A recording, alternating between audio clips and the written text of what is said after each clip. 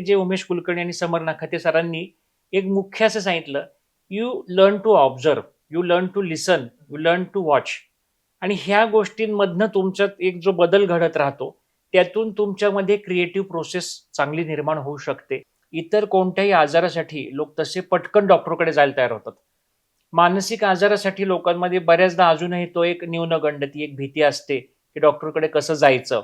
तर ह्या एपिसोडच्या निमित्ताने असं लक्षात आलं की बऱ्याच जणांची ती भीती जाऊन, म्हणजे मला त्यानंतर बरेच फोन आले की आम्हाला स्वतःला असे प्रॉब्लेम आहेत असं वाटतंय, किंवा हे हे सिम्पटम्स असे आम्हाला होत आहेत, तर ही अँझायटी असू शकेल का.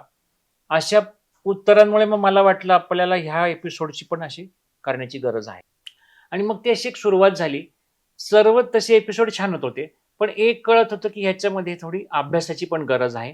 थोडं इन डेप्थ स्टडी लागतो. आपण काही करताना की वरच्यावर केलेलं काम घाईघाईत केलेलं ते लोकांपर्यंत तसंच जातं.